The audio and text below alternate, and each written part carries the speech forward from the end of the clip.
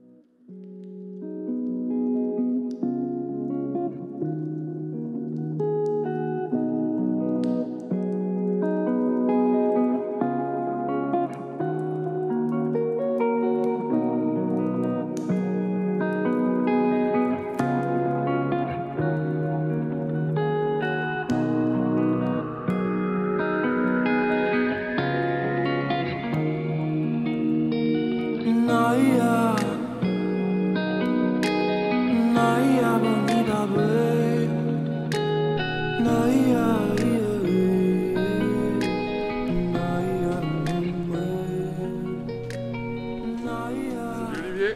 Salut Antoine. Ça va? Très bien et toi? Bah ouais, carrément, merci de nous accueillir, c'est cool. Bah avec grand plaisir, merci d'avoir fait cette route pour venir nous voir, ouais, c'est cool. J'ai fait donc de commercial beaucoup, j'ai fait de la finance, de l'import-export, quand même pas mal de choses et sans jamais réellement m'épanouir. Donc avant ça j'avais fait une école de commerce, donc je pense que quand on fait ce type d'école on a un petit peu des œillères en se disant ça a un certain coût, c'est un certain investissement même personnel. Généralement on ne se voit faire qu'une carrière qui est liée à ça.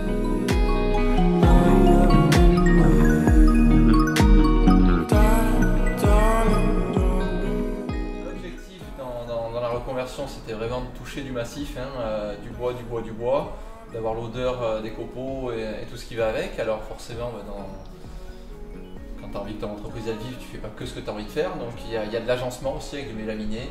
Okay. Donc, ça peut être de la cuisine, ça peut être de l'agencement de bibliothèque, de meubles télé, ce que tu veux.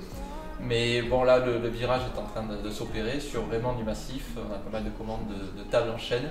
Ça c'est pas mal en gardant la forme de l'écorce sur le côté et avec quelques pieds métalliques. Et puis voilà.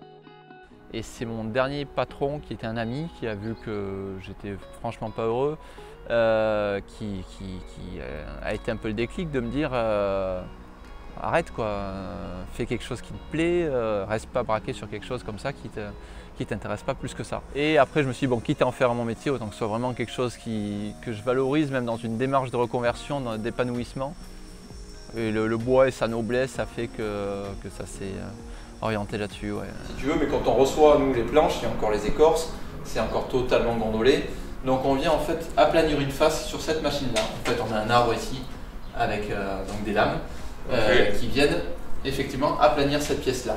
Une fois qu'on a une surface vraiment plane, on s'en sert en référence sur le plateau de dessous, qui vient monter pour rencontrer à nouveau ces mêmes outils, et ce qui fait qu'on arrive à avoir deux faces planes, comme on peut avoir ici.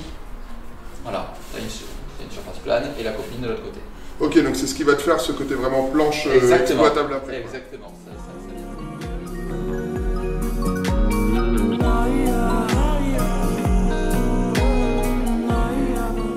Tu as même la notion, certaines fois quand tu fais nos types d'études, que le manuel c'est presque un sous-métier, ce qui est complètement une aberration, quoi. Mais c'est un peu ce qu'on se met dans la tête.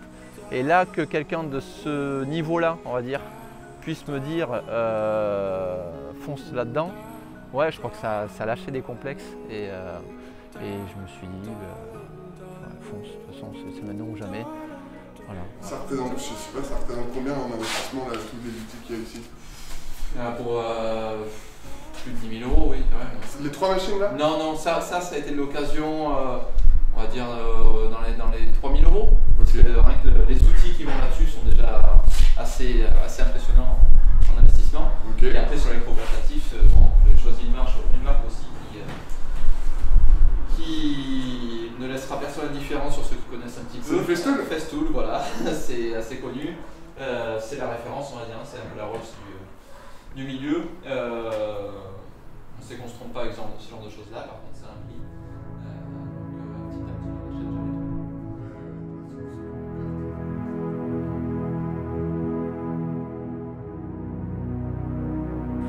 tout. En fait, les obstacles, clairement, c'est ceux que tu te mets toi, parce que tu te dis, si les autres y arrivent, pourquoi j'y arriverai pas? Je vais me former, je vais y arriver. Après, tu as le frein psychologique qui est de dire, ouais, ben, j'ai cet obstacle-là que je me suis mis, ces études, je reste dedans. Tu as l'entourage, comme je disais aussi, qui... c'est pas l'histoire de croire en toi, hein, parce que j'ai quand même eu le soutien une fois que j'ai pris la décision, mais qui te juge quand même en te disant, il nous fait une crise d'adolescence, quoi. C'est un peu ça.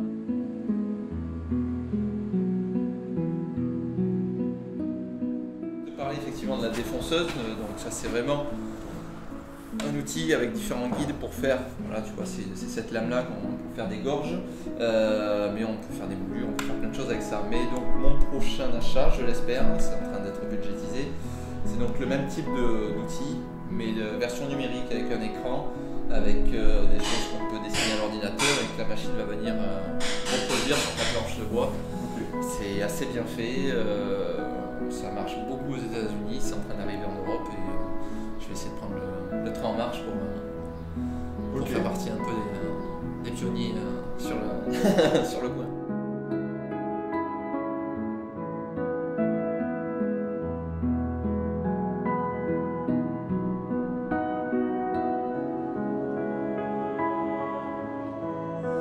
Ouais, pour se convaincre de ce changement de projet,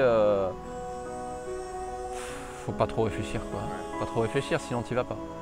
Et par contre, oui, il faut quand même peser les risques avant, les mesurer un minimum, mais il ne faut pas non plus, voilà, tête baissée, faut anticiper certaines choses, mais après, des doutes, t'en auras, quels qu'ils soient, mais il y a beaucoup de nuits où tu dors pas.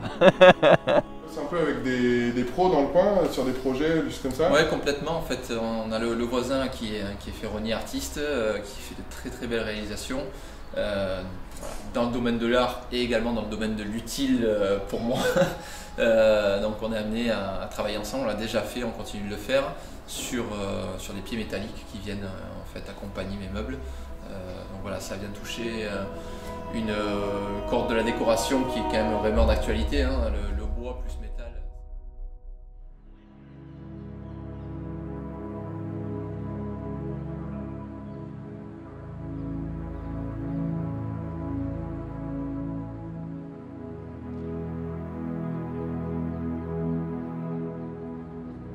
Sur la partie financière, là, pour me lancer, ça s'est fait là aussi en plusieurs étapes. Je partais de zéro. Après, j'ai eu un peu d'aide de la famille.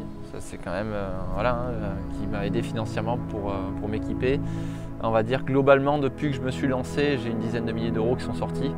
Je bénéficie également de Pôle emploi. Ça, c'est quand même pas neutre. Pôle emploi a financé le temps de ma formation, continue à me financer maintenant et la région a payé ma formation.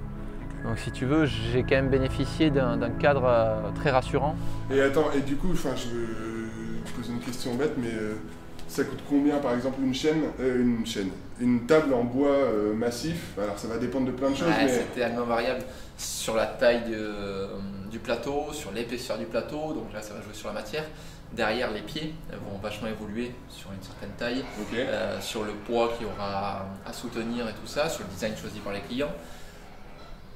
Certaines tables sortent à 1 500 €, d'autres un peu à moins selon le travail qu'il y a à faire dessus, okay. Et d'autres vont aller jusqu'à 2 500 €. Voilà.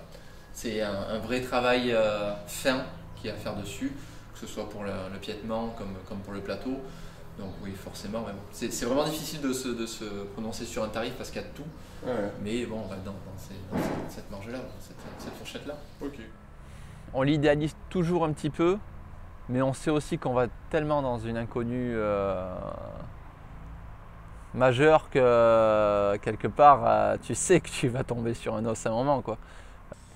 Je vais dire très honnêtement, j'ai pas la sensation d'avoir fait de grosses bêtises.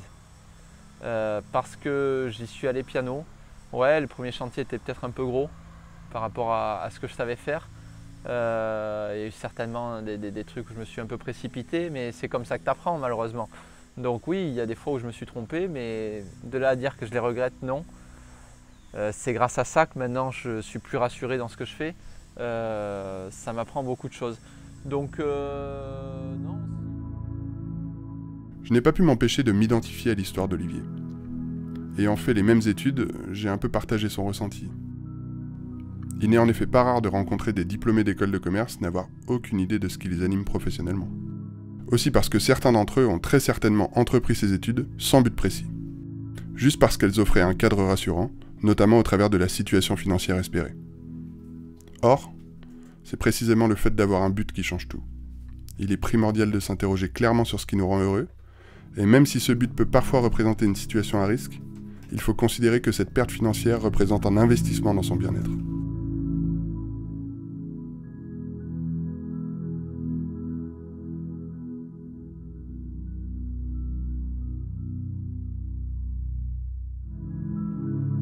Tu regardes pas ta montre, quoi. T'es pas là à dire encore 3 heures avant de quitter le travail. Là, c'est plutôt, ah, il est déjà 18 h, mince, j'aurais voulu finir ça.